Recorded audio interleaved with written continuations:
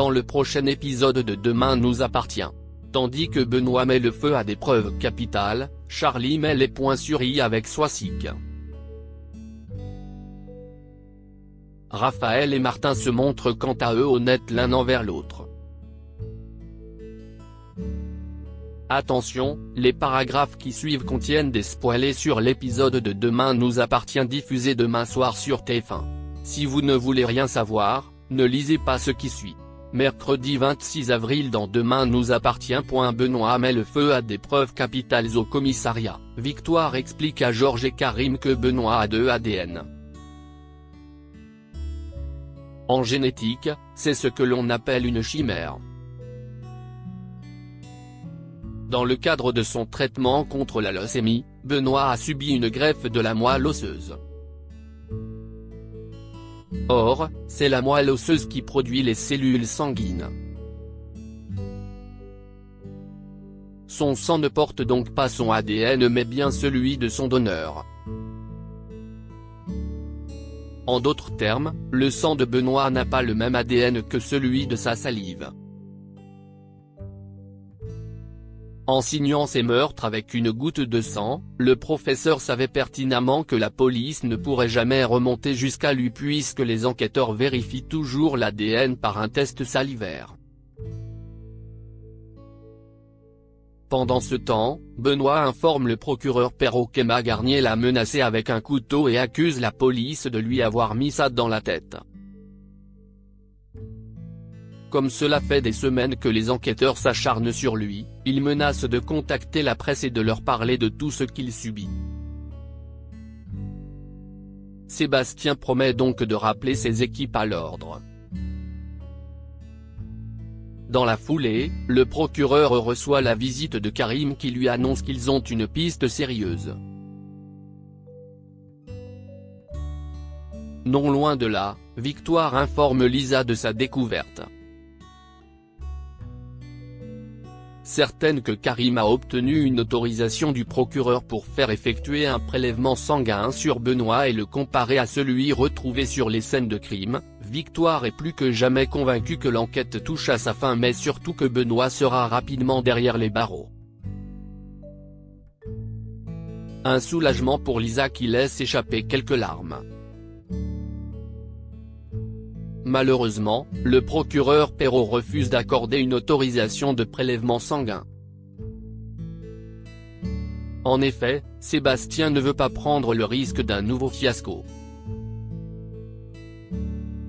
Il demande donc à Karim de lui apporter des preuves et des éléments matériels concrets sans donner de nouvelles raisons à Benoît de se plaindre à la presse.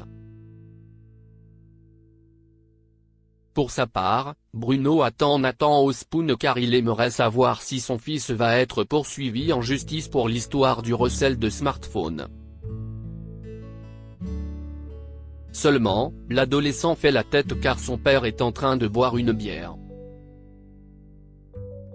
Rapidement, le ton monte entre eux. Benoît, qui est assis au comptoir, ne perd quant à lui pas une miette de cet échange. D'ailleurs, il profite que Nathan se mette au travail pour questionner Mona sur leur relation. La chef cuisinière du Spoon lui confirme alors que Bruno a mis son fils à la porte à 17 ans et qu'il continue à lui pourrir la vie. En entendant cela, Benoît regarde Nathan puis lui fait un signe de la tête avec le sourire aux lèvres. Par la suite, Benoît se rend à l'hôpital où il a rendez-vous avec Marianne pour un petit bilan.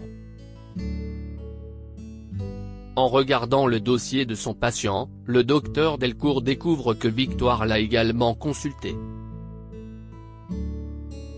Si Marianne se dit qu'il s'agit d'une erreur, Benoît a compris que ce n'était pas le cas et quitte précipitamment le cabinet. Il rentre alors chez lui puis récupère des bidons d'essence. Au commissariat, Sarah, Karim et Georges cherchent un moyen détourné pour récupérer le sang de Benoît. Persuadé qu'il y a encore des traces de sang dans le sous-sol où il a été séquestré par Lisa, il file sur place pour effectuer quelques prélèvements. À leur arrivée, il est déjà trop tard et Benoît a déjà mis le feu à la cave. Charlie met les points sur les i avec Swazik. Charlie se rend à l'hôpital pour mettre les choses au clair avec Swazik.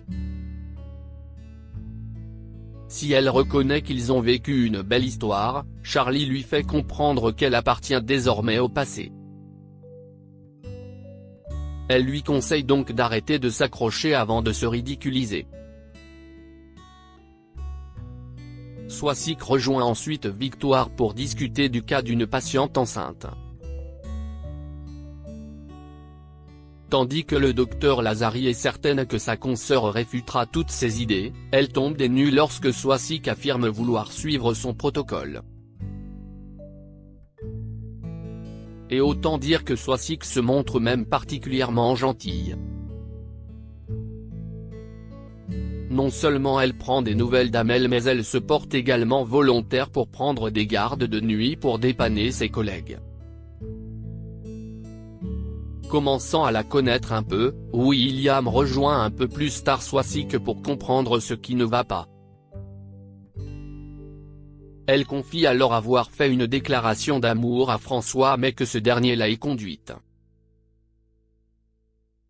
Par ailleurs, si Swazik a autant mal, c'est parce qu'elle pensait que l'histoire entre François et Charlie était passagère et qu'il allait finir par revenir. Désormais, elle réalise que sa relation avec François est définitivement terminée.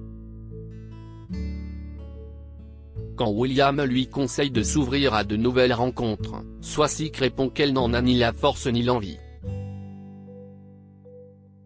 Raphaël et Martin se montrent honnêtes l'un envers l'autre dans la matinée. Raphaël reçoit la visite de Chloé. L'occasion pour l'avocate d'évoquer le petit mensonge de Martin pour la voir. Si Raphaël trouve le policier particulièrement gonflé, Chloé lui rappelle qu'elle a quand même simulé une panne de piscine pour le faire entrer chez lui.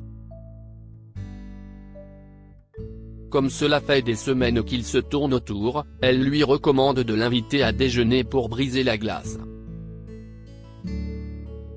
Par la suite, Martin et Raphaël sont au spoon et l'ambiance est à la bonne humeur. Tour à tour, ils avouent avoir menti pour obtenir un prétexte de se revoir. À la fin de leur déjeuner, Martin et Raphaël se baladent dans les rues de Sète. Cette dernière propose alors de le revoir rapidement pour un autre déjeuner mais le policier part quelques semaines en voyage pour décompresser. Au moment de lui dire au revoir, Martin s'apprête à l'embrasser mais finit toutefois par se raviser. Il faut dire qu'il a remarqué qu'à chaque fois qu'il s'approche, elle esquive. Raphaël le reconnaît puis précise que leurs histoires amoureuses passées les ont marqués bien plus qu'ils ne le pensent. Estimant dommage d'en rester là, Martin promet de la revoir à son retour, à son rythme et à ses conditions. Après avoir accepté, Raphaël dépose un baiser sur le coin de sa bouche avant de lui souhaiter de bonnes vacances. En fin de journée, Raphaël rejoint Chloé puis lui raconte son rendez-vous avec Martin. Tandis qu'elle regrette que les choses ne soient pas fluides entre eux, Chloé se dit certaine qu'elles le deviendront lorsqu'ils auront dépassé ce blocage. Dans la foulée, Raphaël reçoit un message de Martin qui espère la voir à son retour. Sans attendre, Raphaël lui répond et offre même de venir le chercher à moto à son retour. Seulement, le correcteur orthographique remplace le mot cherché par léché. Alors que Raphaël est morte de honte, Martin l'appelle pour la rassurer.